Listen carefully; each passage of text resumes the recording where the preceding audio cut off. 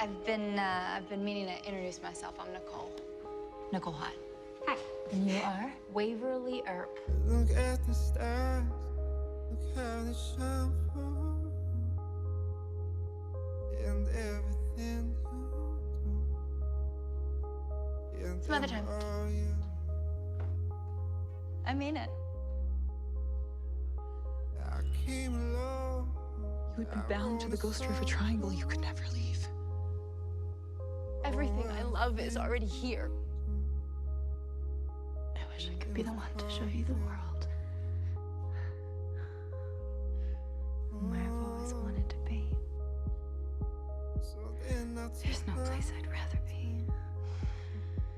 Home. With my wife. Then home. With my wife. Your skin, oh yeah, your skin and bones until the end. There's something beautiful for you know I love you so. I thank goodness every day for that bulletproof vest. Where you go, I go, remember? We'll be home for Easter. I know. You know I love you so.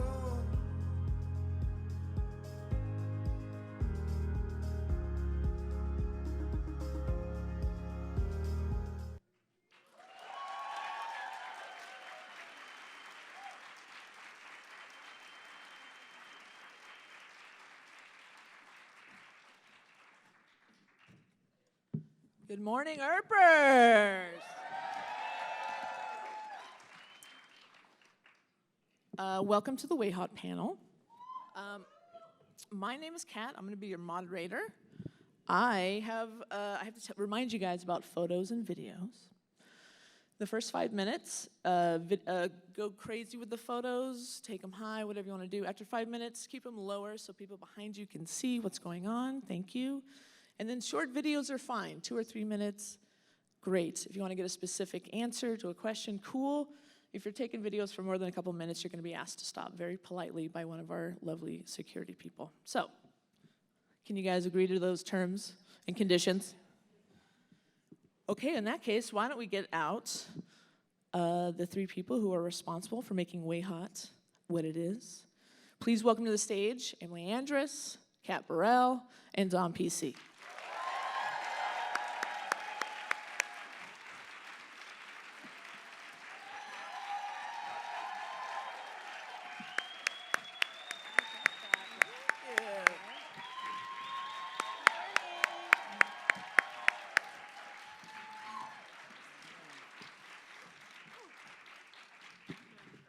Thank you guys for being here. Thank you. Good morning. You know, we have a lot to talk about. Obviously, we have new content to talk about. Yay! But, but it's a little early, and I wanted to maybe get us warmed up a bit. So if you mind, we're going to take a really quick trip down WayHaught memory lane, if that's okay. I've already been crying backstage. So. I promise it's not going to be brutal. It's going to be fun. Okay. Okay, so we'll go to our first slide. And I know it's kind of hard to see. Actually, here, you can see in this one, too, if you want. Look at those babies. So, you know, chemistry comes to mind when I see this photo. Emily, I'm sure you've worked on shows where chemistry needs to really work between 2 actors, and it doesn't. When you saw the dailies for this scene, did you realize you had hit gold? Yes. If I was less tired, I would lie. But no, I don't know if I've ever seen chemistry like that. I was like blown away when I saw the dailies of this. And I think I emailed you guys. Did I? Right away. And was like, buckle up. Someday you're going to be back in Calgary. 10 years from now, 200 people. Yeah, unbelievable. And something you just can't teach or write. You cannot write that. So over to these guys. Yeah. What about you guys? Do you have very, like, is there 1 or 2 word reaction when you see that, reminded of that scene? Oh, gosh. I think I have definitely done stuff where I have not had chemistry with the other actor, and it is very hard to generate it, as you said, Emily, for sure. And I think we had a connection and a trust from the very beginning. Yeah, absolutely. Yeah. I think there was something quite special about the fact that we hadn't had a huge amount of time together before filming that scene. And so that kind of organic, like, two people meeting was really there. You know what I mean? We hadn't had a huge amount of, like, getting to know one another. It was kind of, like, thrown in. I just remember you walking down those stairs with your hat on and everything, and me just being like, oh my God, keep at it. I'm doing it. Like, this is happening.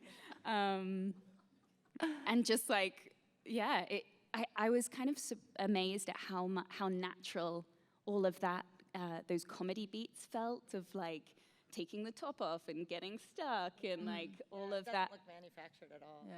Which was cool because, you know, you see it on the page and you're like, God, I hope that this is going to work. And then it just all kind of clicked into place. Awesome. Yeah, it was a magical day. All right, next slide, please.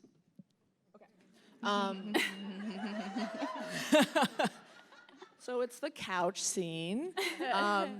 Again, kind of iconic. When you go on YouTube to watch like the old promo videos from Sci-Fi, this one has a lot for some reason. Like over 100K, I think, 100,000 videos. Thoughts on this scene? Oh, man. This was a big day for me personally. Yeah, I just remember it feeling really scary, to be honest, because, you know, you want to do it justice, firstly. And also with my own personal journey, I was living my own fears through Waverly's experience, and what a gift, really. But at the time, it just felt kind of terrifying. But I think that that's what makes the magic in the scene in many ways. Sure. Kat, what about you? I just remember wanting to make sure that it came across very like pure and not innocent, but like that there was no sort of imbalance in like Nicole pushing too hard, or like that it really came from Waverly. I remember you saying, like, I really think that Waves needs to just, like, go for it. And I was like... Yeah, I remember trying to be like, how do I sort of... Okay, yeah, and you were like, you just don't... Just go for it. Okay, Just, like, yeah. push me down. And I'm like, okay, I'll do my best. Because I wanted, because it was still early days, Yeah. and I wanted to make sure that you felt comfortable to drive the scene without being, you know. So I was like, you go, you just do what you Just need go to do. for it. Yeah. Little did you know that I was, like, freaking out inside. Just like, yeah, sure thing. I'll just push you down. If I remember correctly, though, it was Ron, right? It was Ron. It was Ron. And I think that Ron has had, like, quite a lot of iconic WayHaught scenes. Ron is the director, by Ron Murphy, chance. yes. Like, I don't... Funny, like, we've done a lot of... He was on Lost Girl, too, so he's like a good... Yeah, and he's such an ally for the queer community. Like, I think he really understands the importance of it. So that was really cool, too. Like, he was just excited, like, really excited about the fact that we were doing that, which was nice. And I remember us taking our time with it as well. It was one of those scenes where he knew the importance, therefore, don't worry, we have time. We have time, yeah. Which was cool. Ron also directed one of my favorite WayHaught scenes in season 4, I think, where we're lying on the kitchen floor. Also, yeah. All from above. That was also Ron, yeah. That was Ron, yeah. And the proposal, too. And the proposal was Ron. Yeah, Ron's done a lot of really iconic WayHaught moments. Yeah. Next slide, please. Who owns that scarf? Who owns the scarf from the couch scene? So, Gotta be worth $1 billion. so this is sort of one of the first lifts, right? This is one of the first Nicole lifts. Good. And we see another lift in Vengeance. And actually, that was a question that someone, I think, I'm not sure, I can't take credit for the question, but I'm going to ask it. You were obviously we know, Kat, you were pregnant. That was a great lift. Do you want to talk about that a little bit? Too. Gotta hold a baby. And we'll on the Vengeance panel, we'll get a little more into how the physicality of being pregnant during a shoot like this is. But when you're, is it scripted that this? Okay, so you guys, the two of you. It's hot, right? I think their lips are really hot. I don't know. It's kind of. It's like away they go. I like it. Over to the two most talented performers in my life. Good luck making this the sexiest thing ever. Oh, they did it. Yeah. No, it's all them. So then, when the two of you, have a scene that requires choreography, we'll say, how do you approach it? Is it just like right before the scene? Okay, let's talk about what we're gonna do. How much preparing do you guys do before a scene like this? I think it depends on the scene. So sometimes it's quite organic. Like with this one, I think we didn't really prep anything before. I do remember, though, you were dealing with a lot of injury, though. Yeah, and you're so, Kat is always so sweet of like, are you okay? Are you okay? Like, I want to make sure that, like, if we're doing this, that you're not going to get hurt in the process. Yeah, so I do remember discussing that for that scene. 100%. Sure. Oh, well, before we actually go into it, but I mean, like, I know that with the sex scene and the stairs scene, that we had a big conversation, like, outside beforehand about the choreography of that and where we thought the characters would be. But for Vengeance, we had no idea what to expect. Well, I didn't have any idea what to expect, and we kind of got there, and Paolo led the way, really, didn't he? He was like, this is what I'm thinking, it's going to be super simple. Yeah. Are you comfortable with that? We have like a little box so that you can kind of cheat it a little bit, so it's not all on Kat to pick. Cool. Oh, there was a box. There was a little box. I'm not as badass as I thought. You're still badass. Forgot about the box.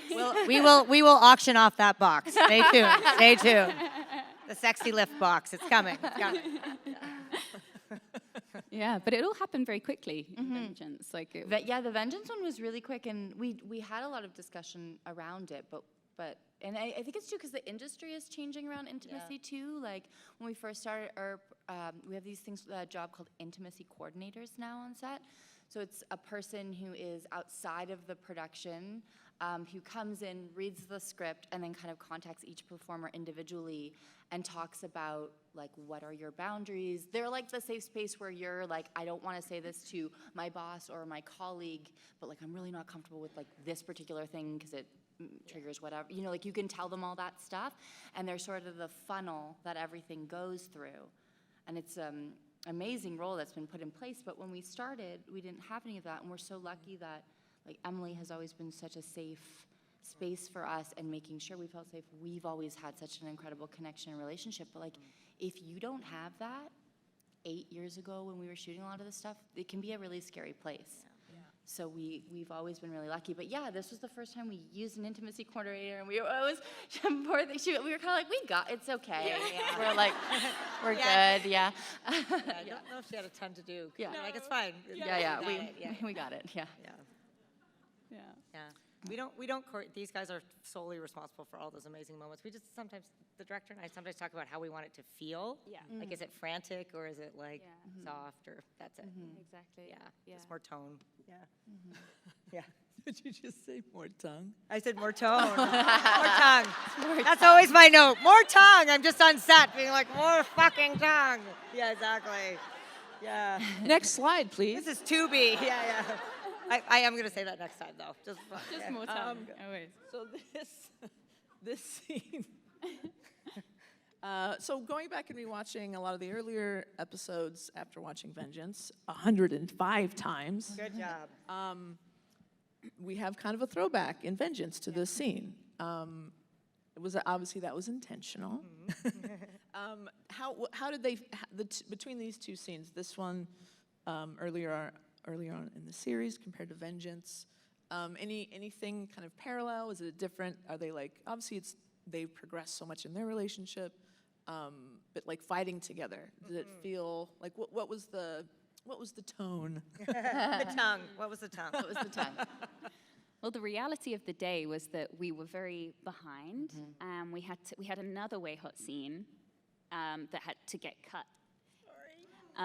Just a little scene where we were like climbing up a ladder, and like the dialogue was really funny. Oh, Yeah. I really wonder loved if it's it. in the script, yeah. It probably is. It probably is, yeah. So to be Is it? Okay, thank you. It Go to my is, table. yeah. It's in the script. Yeah, so to be completely honest, I was like kind of gutted that the other scene got sorry. cut. Oh, yeah. But it was, you know, Yeah, it, no. it was like, If we go again, so many ladder scenes. Get So ready. many I'm ready. I'm ready. Yeah. but yeah, so I remember it being like very cold, very end of day, very quick kind of Yeah. vibe. Whereas when we shot this scene in season 2, I think, I remember it being a lot calmer, Yeah. a lot more like, those are my kind of memories of the difference. Of the difference of the scenes. Yeah, I mean, you're right. We were really like, gotta get it, gotta go. We improv'd, I think, a little bit of it. 'Cause we were, Yeah. And And it was the distance, like, Oh yeah, everyone was right there. We weren't as high. Yeah. But you know what it was for me too is because that scene is so frenetic. I was in my head trying to put the visual puzzle pieces together, and I still was a little bit geography. I was like, what are we shooting at, and like who are we? You know, because it was just like it was. I mean, Paolo, God bless, man, that was a tough. That was a day. That was a day. Like I think we shot. Emily, did we shoot that whole thing in one day? That whole Hellhounds, or was it 2 days? 2 days. 2 days at that But it was location. crazy. But we lost half a day because of the weather. Yeah. We shut down. That's what it was. Yeah. too cold. So. Got too cold. It Like was- the cameras were like, we're out. Yeah. We've only done that twice in the history of Earp, and that was one. And that was one of them. Yeah, so yeah, it was fun though. And it was fun to have, I really just liked the dialogue of like, the first one is like sort of coy and sexy, Yeah. but the next one's like fun and like talking about redecorating the bathroom. I don't know, there's just something so, you could see the evolution of their love in those two scenes. It was beautiful. Yeah. I like the first one because I feel like it's slightly later in their relationship, so I love that they're kind of competitive and Yeah. playful and flirty. Like it feels safe, like as your relationship Yes. goes on. And then I also kind of love the like juxtaposition of like, look, it's like guns and violence, and then the joy they're so determined to have in the conversation. Like they're looking ahead, and even though this situation is so dire, they're like, no, we're gonna renovate, we're gonna get a tub. Like just so determined, but so determined to hang on to the love and the joy and what they're fighting for in those moments. I found really lovely. So, Yeah. and that stuff. Beautiful. So, this is a sex-positive show, and thanks to you, and thanks to you guys. I don't know what that was. And you Next lasso. Yeah. and you kind of alluded to 402 earlier, so I do have a slide from 402 from the stairs scene. Can we go to that slide? So, at 39 slide. minutes, We really teased you guys. At 39 minutes and 27 seconds, there is a fade to black in the middle of this scene. Right. And I was at home watching, and I was like, wow, what a great scene. Fade to black. Okay, we're going to wrap up the show. 2 seconds of black is a long time that is a long time. in TV. That's valuable real estate, if you will. Yeah.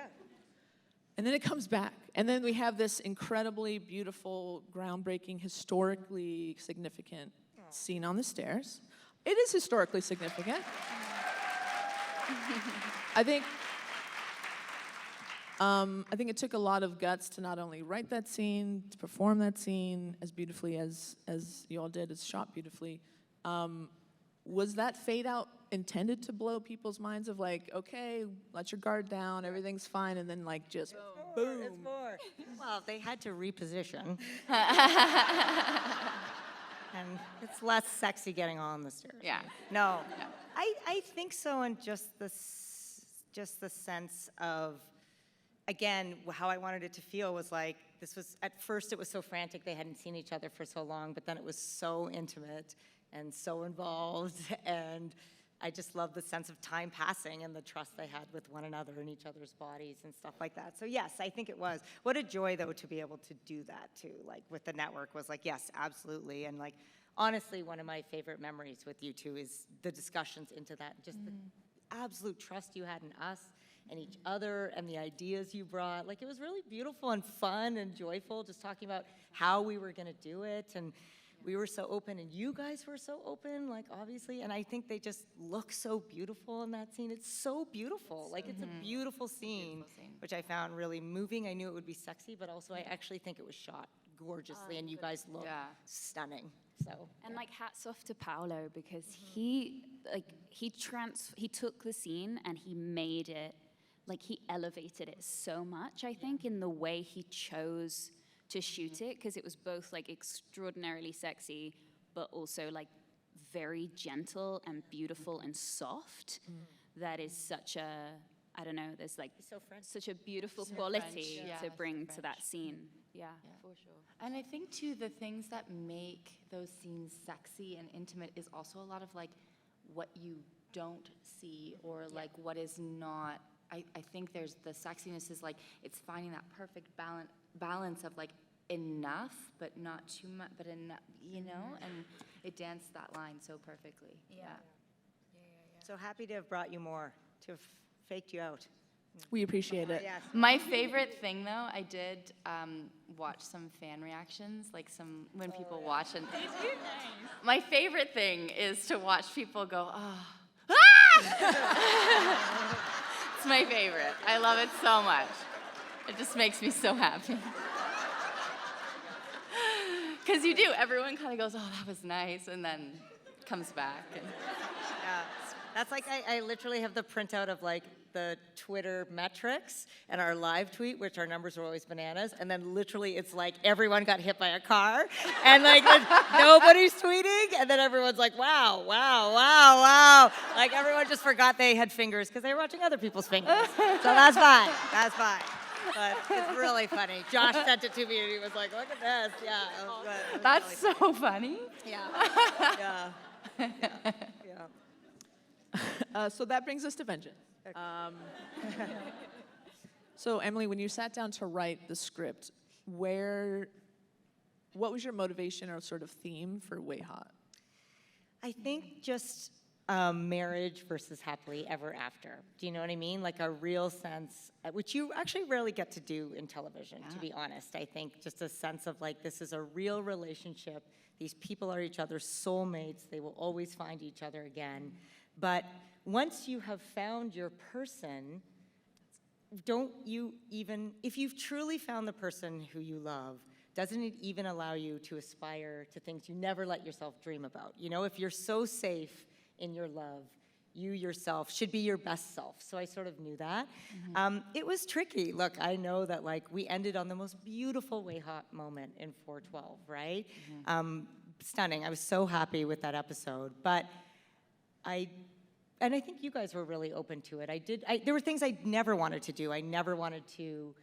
I would never break them up. I would never have them cheat. I would, you know, like I knew I needed drama. You need drama, you need, yeah, exactly. Sorry, well, who kissed who, whatever, we're gonna talk about that now. I like that kind of drama, but no. So I think, and also just thinking about really who they were. Like I really loved that Nicole had what she had always wanted and had thrived. She had transformed the town. She was the best sheriff this place had ever had. She was happy. She had sacrificed so much to be here, gotten everything in order. But then Waverly is a genius. Do you know? Waverly deserves now that she knows she's loved to do something she never thought she could do, which was pursue her career, because she's always going to come home, you know? So I just, once I figured that out, I knew what the story was, I think. Yeah. And so important to see. I mean, I think that's another step in the rung of amazing representation, because so rarely do you get to see the happy, like what happens after the happily ever after. Yeah, like that's where the real, like we're really getting into like the real stuff now that I think people can hopefully identify and see themselves in too. It's like, you know, there's a lot of life after you get married, and you're, well, how old are they now? Like early 30s? Yeah, 30s. Yeah, there's so much life to live together. Some relationships are hard. Yeah. Relationships can be really like challenging, and if we don't see that on our screens, then we think that like if you have a little hiccup or you're not walking down exactly the same path with your person, that means that like you are failing in a relationship, whereas actually no, I was so excited when you pitched this story to me. love it when Emily pitches to me. I feel like a child that is like waking up at Christmas. It's like, I'm like, and I just remember feeling like, oh, yes, this is exactly what we need to see. And also like, what a gift to be able to like explore that, you know, with the two of us. Yeah, Definitely. yeah, totally. So then when you guys read the script, did it ring true to you? Did it feel like, yes, this is where they would be? Absolutely. Yeah, absolutely. I love too that Nicole is adamant that Waverly go.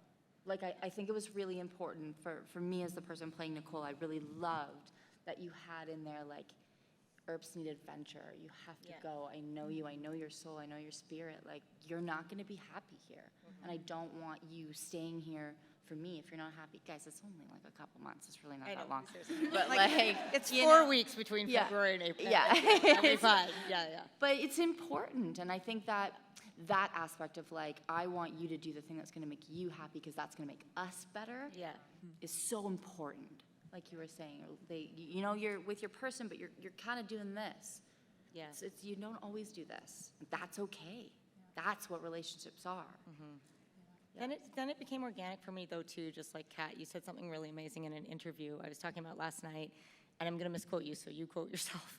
But you said like, Nicole loves the Earp sisters and their chaos and their adventure. She loves that about them. Do you know what I mean? So I think also just, you can't love something and then put it in a cage. Do you know what I mean? If you truly love something, you have to love all of it. Yeah. And I also think there was something about like the person these two people love the most on the show is Winona. And what Winona needs right now is a little bit of Nicole, I think, and some order and some hope. Some stability. So I felt like it all worked out for everybody, almost everybody, in a weird way. Once I kind of put the dominoes, I was like, well, this is also Nicole doing this for Waverly. Taking care of Winona is exactly the right call, too. So it all felt like all that love is being expressed in all those ways, sort of thing. So, yeah. So did the two of you communicate before coming to set? Do you generally end on Vengeance? Yeah. These two? Do you guys discuss the scenes ahead of time? Do you discuss like where we are ahead of time as far as WayHaught goes? Yeah, my memory is. Yeah, did you talk about what they'd been up to or anything? Or? We didn't like a ton because I think your script was so informative. Like I felt once I read the script, I didn't feel like I was missing too much. I think we were kind of on the same page without needing to discuss it too much. Absolutely. Yeah, it just felt very like, yeah. I mean, for me, it was that scene with Nicole walking down the street, and she's just like, King of the king of the world, you know? Like, I did it, I cracked it. I think in the back of her mind, Nicole knows, like, as soon as she's got all the ducks in order, like, some shit's gonna hit. Like, she knows it's It's getting out of a limo, a stripper limo. Somebody's gonna come out of a limo and fuck shit up. But so I think I mean, we're always in communication. We all keep in touch, you know, like just for life. Yeah. Just expressing our excitement, I think, to be back together. And But we didn't talk about it a ton. Yeah. No. So what was the hardest WayHaught scene to write, Emily? Oh, wow. Most challenging? I wonder, my name is not on the script, but I think one of the hardest ones was the couch scene, to be honest. Like, also because there's a little bit of trust with you. That was 109, right? Yeah. So there's a little bit of like, are we waiting too long to get these guys together, or are we rushing it? You know, you're like, have to make sure it's the perfect time. And then, I don't know, I feel like that one got rewritten a lot, to be honest, just because it was so it had to work, you know? And I think you guys were so smart to have Waverly be the one who was kind of aggressive, so that Nicole's already made her intentions known. Like, I think I remember that one was hard. The wedding vows were hard, too, just because it was Alex, actually, Alex Cerrone, yeah. And it was great, but yeah, I feel like that one was the hardest one that I remember, yeah. What about in Vengeance? Was there a particularly difficult WayHaught scene to write? I think the hardest WayHaught scene in Vengeance, I mean, I wish I'd had more WayHaught in Vengeance. I wish I'd have more everything in Vengeance. I don't know if the WayHaught scenes were that hard to write. Maybe the scene in the barn where they're talking about the K word and stuff like that, and we're kind of like looking at their future, and you see, and like Waverly gets to be a little snippy that she's been left behind, right? Like she's kind of been protected, and I guess that one was kind of hard because you're like, I hope the tone is okay. Does that make sense? Yeah. Like, yeah, I think that might have been the hardest one. Kite surfing? Yeah. Kite surfing. Yep. It's definitely kite surfing. Yeah. Yeah, I think, yeah. And Dom and Kat, was there a challenging WayHaught scene to film, to shoot? Either emotionally or just like the physicality of a scene? I mean, it wasn't really WayHaught, but when, like all of the action with Dark Waverly or In the house. Possessed in the Waverly. homestead. Yeah. That was, I would say for me, that felt like our hardest day. Yeah. Yeah. For The fight? the fight with Yes. and the Mina and the Yeah. door, and there was Yeah, just that so was many so little hard. pieces, and we were Yeah. up against it that day, and like Yeah. it was a tough one. Yeah. But in terms of like the actual WayHaught scenes, they all felt very natural. They were so well written that it was like, it just felt like, Just want to say, I'm just kidding. no, but it's true. It just comes really naturally. And the minute that, you know, you're looking into Kat's eyes, it all comes, it all, no, but I mean, like, the story comes back, and we find one another, and you don't necessarily expect it to be the way it comes out. I know that sounds strange, but sometimes, like, you don't expect it, and then actually it becomes something else in the moment when you're just, like, present with the other person, and you're like, oh, this is actually a lot more tender than I thought it was going to be, or, you know, and you find it on the day, and that's what's really, like, beautiful to discover each time. That is honestly one of the joys in my life of Winona Earp, and I've never had it on another show, where I so often get something slightly different than I wrote, but it's always so beautiful. Like, it's such a delight to see your choices, guys. Like, I've never been on a show like that, where it always feels elevated by the way people play it. It's really exciting. So just to put it out into the world and be like, oh, they did play this tender or a little frantic or whatever your choice is, it always feels elevated better. So yeah, it's good. Yeah. Yeah.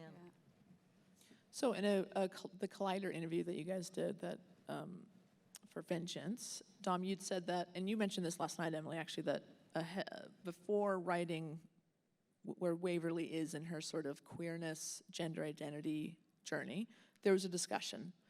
Where in the process was that discussion? And you know, you touched on it a little bit last night, Emily, but I'd love to get both of your perspectives. I mean, I think we went for a meal in Toronto, and I don't know, I'd love to hear your memories of it. We were just really open, weren't we? We were just like, look, you've been on this incredible journey, but also, like, I really think Dom needs all the credit in the world. Like, they are a professional, obviously. They know that, like, a character is not the same, 100%. right? The character is not themselves. But I also think your journey has been so incredible that I don't think it's, like, on a completely different path than Waverly, right? So, Yeah. what's your memory of that? Yeah.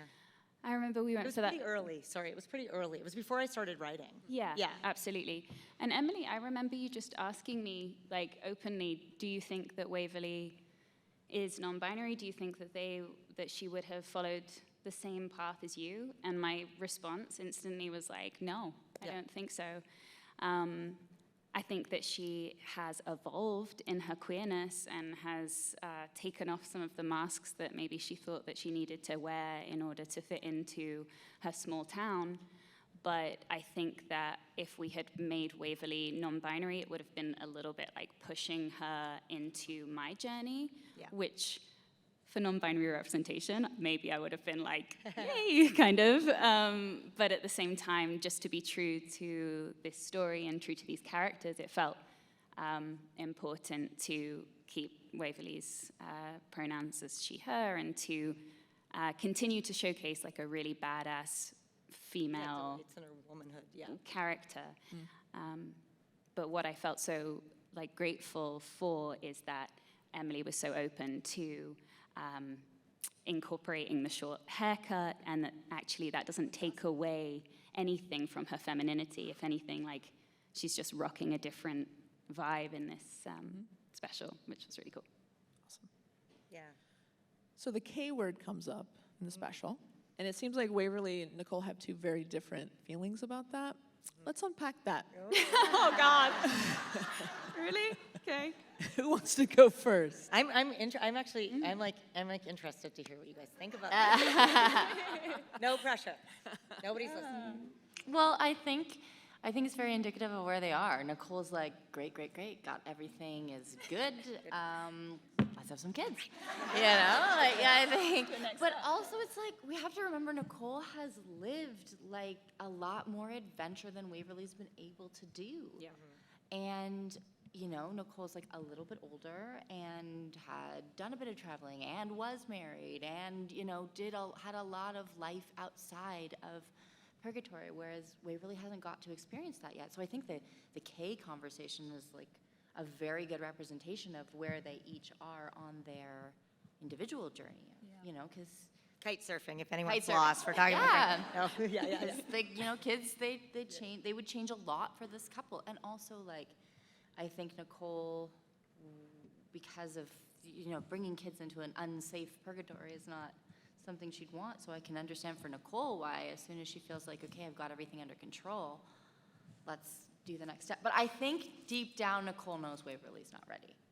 Yeah. Like, I don't think Nicole, I think it was more of a like, how are you, where are you at with this? No, still no, okay. You know?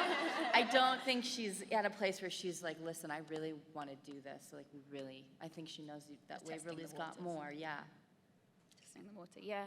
Yeah, I think you said it perfectly. It's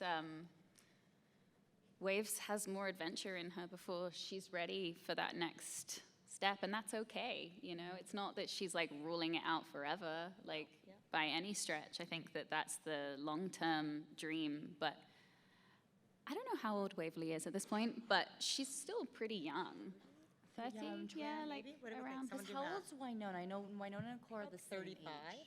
Maybe Winona's about 35. 35. We kind of fudged it with the 18 months. Yeah. 18, yeah. Right, yes, some people are. Somewhere between 20 and 70. Yeah. No, but I'd say like She's just turning 30, or like she's just, like 29, 30. Yeah. Does that feel right? yeah. I don't know. So- You're just doing math. Yeah, so I feel like, you know, she can still afford to have like a little more adventure before that.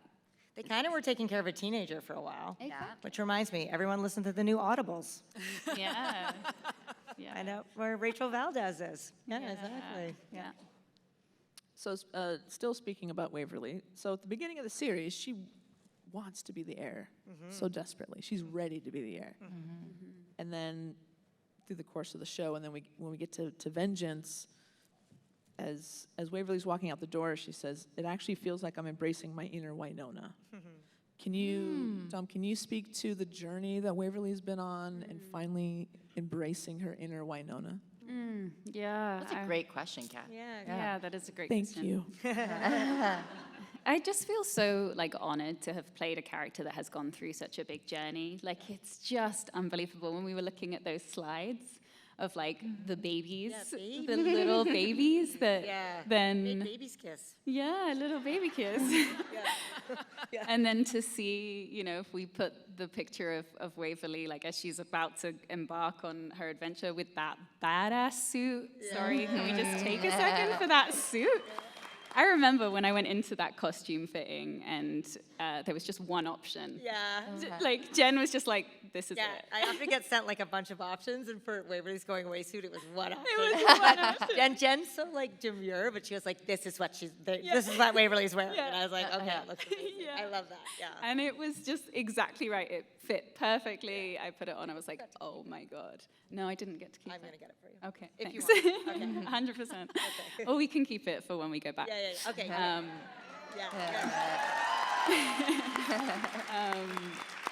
Yeah.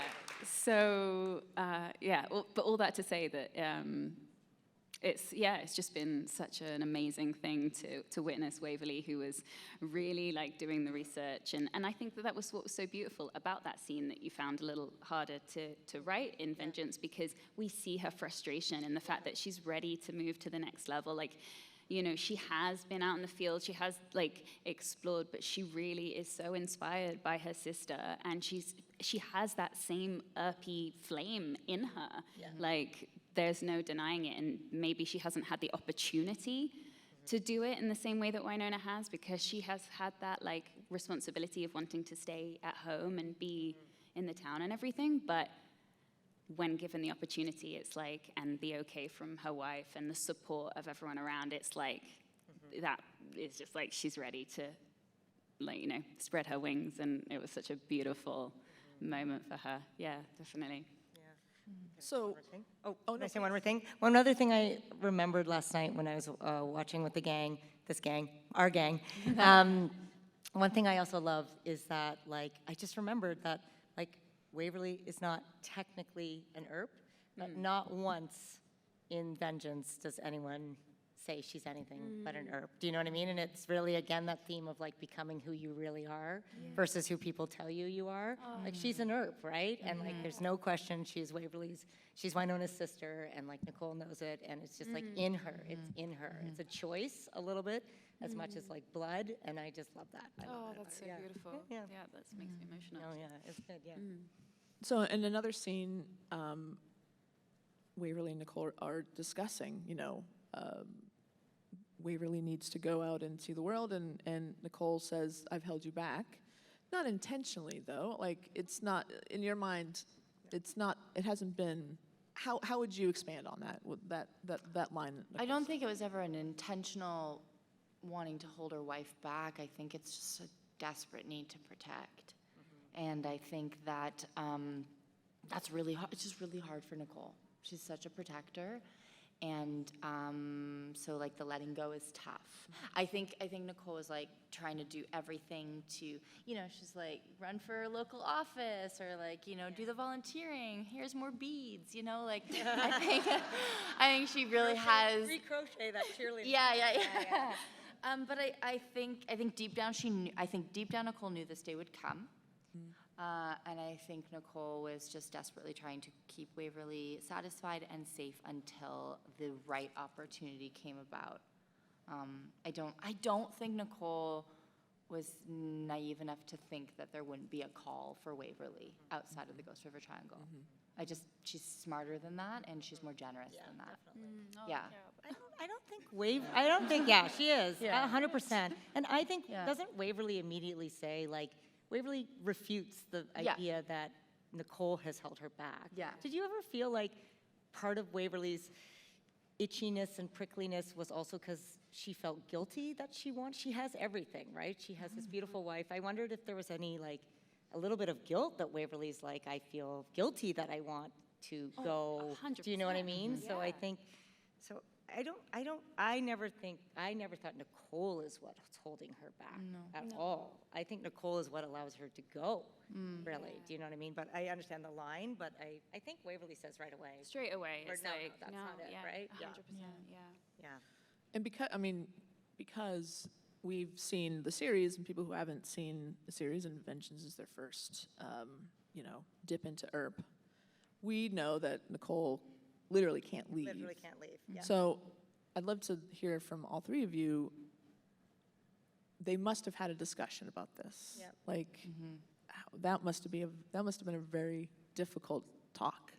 Yeah. Like, I am stuck here. Not stuck, but I have to stay. Yeah. And we know that Waverly wants to see the world. So that's a hard conversation. It's a very hard conversation. How do you think that went? And, like, would that have been like a right after, the events from, what is that, 4/11? Yeah. They kind of talk about it in 4/11 and 4/12, though, right? Because, like, on some level, Nicole is like, this is all I've ever wanted, right? But then she does say, I wish I could show you the world, because of course you. Because of course she does. Because of course she does. Yeah. I don't know. What do you guys? I don't know. What do you think? My gut is saying that, if there's been any conversations, like, I think that Waverly, maybe coming from that place of guilt, maybe coming from that place of, like, not wanting to face the reality of that, is kind of like playing it down for a long time. Like, it's okay, it doesn't matter. I've always been here, I'll stay, you know what I mean? But, and even if there's, like, a little bit of, like, of course I want to go, there's, like, this feeling of, like, maybe it's okay. We don't need to address that kind of thing. I almost think it's more Waverly who bats it aside than Nicole. That's what I feel like mean. Nicole would Yeah. have been like, "Are you sure? Like, how are you feeling?" And she'd be Exactly. like, "No, I'm fine. I'm fine. We're And gonna then go camping this eventually- weekend. That's all Yeah. I need." Yeah, I think there was probably like a lot of Exactly. that. Like, don't worry about it Yeah. until like it becomes bigger than that. You know, it becomes a bigger thing and it pierces through eventually. Yeah. Because it was always Nicole what had some happened. adventures. She got married in Vegas to some Yeah, secret exactly. way. I'm adventured out. Yeah. But also, like, I think maybe, like, I bring my own bias to it because I travel a lot for work. I feel like it's just temporary, right? It's just like going to pursue. It's not like forever. It's not like going on safari forever. Yeah. It's like just traveling to pursue a career a little bit, and I think that's really important in particular for women. I think it's really important that women get to go where their ambition takes them. Yep. It's the one thing, this is so intimate, but it's the one thing my mom said to me when I got married. I'm totally gonna cry. She was like, I love who you're marrying, but do not ever let him stop you from going to Shanghai because you have an opportunity. And I have baked that into my core. And my mom is like very steady. And I want my own kids to know that, like, if you truly find your match, you can figure all of this out. You can do it. Do you know what I mean? So I think, like, that has stayed with me for so long, you know? But yeah, no, it's good. I always remember that. It was such a weird thing to say, but I was like, yes, okay. I'm never going to Shanghai, but I will. I might be. Shanghai ErpCon. Let's get it done. Yeah. Moms are good like that. They're good like that. Yeah. It was, Yeah. I love that you then wrote that in. Yeah. You know, Oh, to what are you talking about? It's represent not even that. Sunday yet. Just kidding. We're done. Thank you. Yeah. Yeah, that's. But did we answer actually your question? Absolutely. Okay. Yes. I do think, like, I will just say as a mea culpa, like, I love the Angel Shield storyline so much personally. I thought it was such a beautiful sacrifice of Nicole, the way Kat played it. When we watched it again, I'm like, it's just so beautiful. I would love to revisit that story. Like, I think there's so much tension for the whole gang. I would love to write a moment where they have to get out and they can't get Nicole out. Like, I get chills thinking about doing that. Like, so if we're lucky enough to get more, like, I would be willing to push back on that. I really love that story. Yeah. So I haven't forgotten, you know? Yeah. Yeah.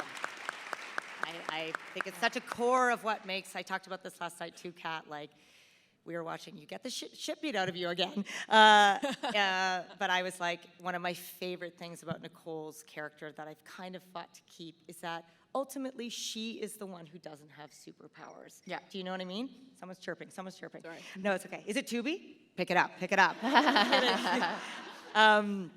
I love that. Like, obviously now she's the Angel Shield, but I love how fucking brave Nicole is every time facing demons. She's not an angel. She's not a gunslinger. She's not the air, but she's there. And that to me is like true heroism. Yeah, I love that. that Badass.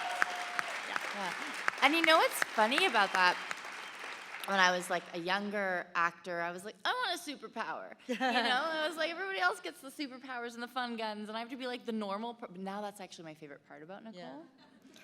So it's amazing how like just my own maturity, that like I love that. I love that she's like. You did get a hot tattoo. You did get a hot. I got a great tattoo. Yeah. And we don't know what it does yet, really. Yeah, But, exactly true. But I love that. I also might change my mind. We're going to be happy. Yeah, right. Yeah. So What did Tubi say? Oh, I'll tell you later. Oh, good. When in Vengeance, when Winona comes to town, it creates some tension between Waverly and Nicole. Yeah. And you know, there's some, I don't want to say snippiness, but there's I'll just say tension. Yeah. What would you say, Emily, to critic? Because I don't know if you're on Twitter. Well, I've never heard of Sorry, X. Yeah. But yeah, what would you say to people or fans or critics who say that Waverly was acting out of character at times? I mean, I really think, what do you think? I want to hear what you think, too. Oh, God. First of all, everyone, you are allowed to feel whatever you feel. Please, if you didn't give a shit, we would be in trouble. So please bring all your feelings to my table. It's all good. it was 90 minutes versus 12 hours, so it's also like you got to get the story fast, right? I do think there was a tiny bit of a reset so that new viewers could understand. Not everyone could be happy-go-lucky. I think we needed to revisit what Winona and Nicole's relationship was, which is there's tension. You know, Nicole says it. She says, she's wild, I'm mild, right? I think you had to reestablish what people's relationships were to one another, even though they're best friends. So that I didn't mind. And I felt like because there was the subtext that Waverly had all these jobs and was feeling unsettled, Winona coming home was a chance for Waverly to kind of let loose. Do you know what I mean? To go get drunk. Like, I don't know how often, I don't know if we've seen Waverly drunk before, really. And then I really liked, again, the maturity thing where, like, Waverly got drunk, but I felt like Winona drank less, which I thought was kind of interesting. A lot less. So I just want to defend my Waverly, okay? The first time we see her, she's kicking in a door with a shotgun, gonna blow her own sister's boobs off. Like, she is a hothead. She is a firecracker. It's what we love about her. She's Dark Angel, and we all want her to step on our necks. So I don't think it's out of character, and I also think a real marriage and a real relationship is being allowed to be a little pissy even when your wife brings you hot chocolate because you know you're being managed. Yeah. You know you're being kept at home to look through books. The answer is not going to be in there, even though you're going to speak sexy French soon. But I think it showed that this relationship was safe, again, that she could be a little bit 100%. wild and crazy. And Nicole is also like, I'm gonna have to clean up these goddamn herbs. Like, so I didn't feel it was out of character, but please now say, it absolutely was out of character, you fucked me. No, just kidding. No, I'm just kidding.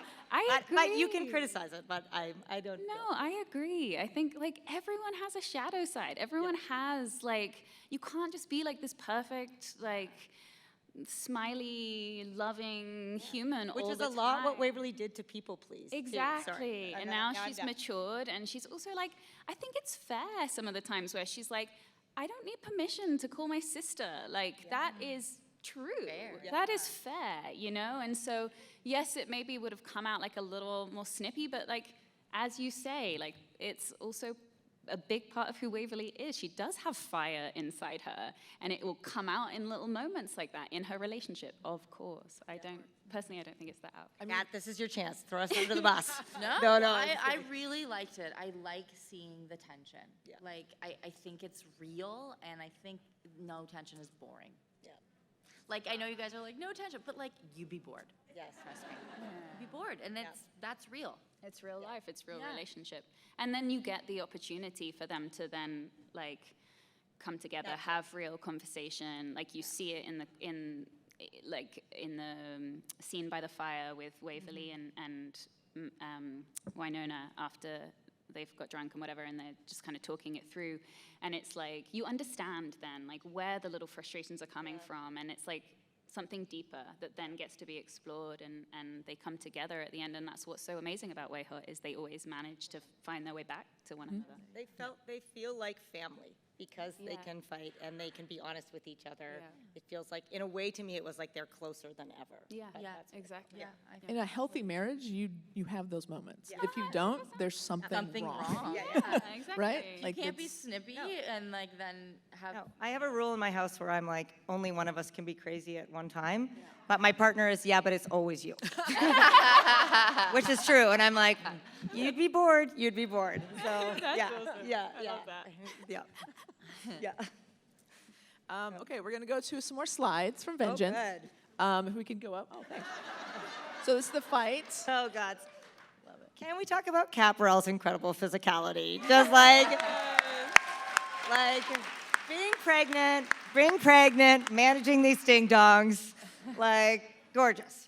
And also, they have broken bottles. I Like, know. There's a great, oh my God, Dom made such a great choice too in the scene where there's a moment where Waverly realizes she's holding a broken bottle and she's like, where did that come from? It's so good. I know. I love this scene. Yeah. how much fun was it to film this scene? Or was it hard because it was like you didn't have much time, right? No. Yeah. It was chaos. Yeah, it was like not. pure fucking chaos. Yeah, this was a chaotic day. Fun day, but it was Fun just and like, chaotic. yeah. It was near the end. Yeah.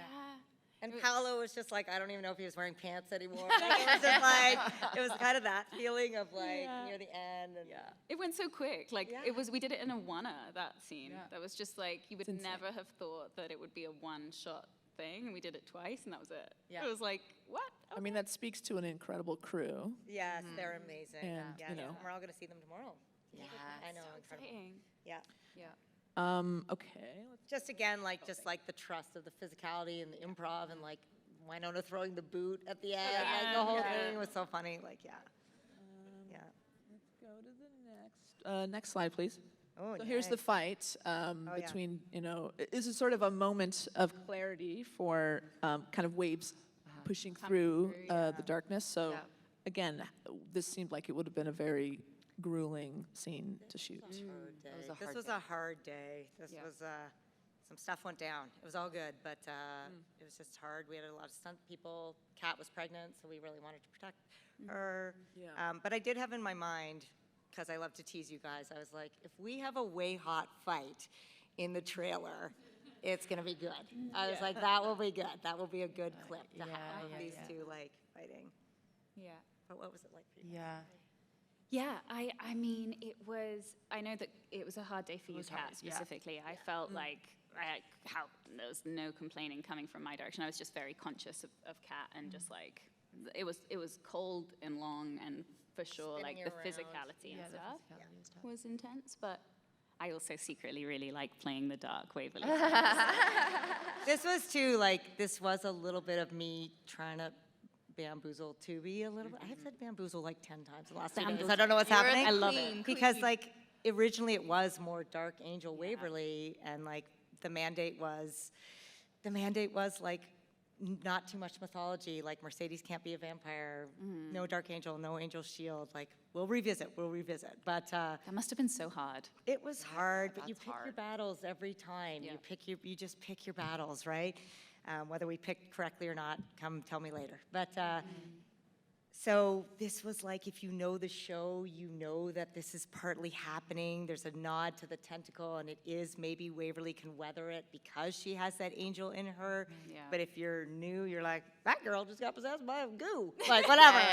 But like, Yeah. I still feel like there's a sense of like, and you know, Nicole says like she's been having trouble holding back her more. Like, I still felt like we fought for these Easter eggs to you guys to be like, it's still there. We know it's there. We just 100%. Yeah, And I was really glad. We had that Yeah, conversation we too. I did. was like, oh, it would be so sad to just like erase that part of Waverly. We talked about it all the way through the seasons to be like There's the still so darkness much inside story of her there, and yeah. everything. It's such a key piece that it was nice to be able to explore that, even if it was a little bit Yeah. bamboozled. Edgy.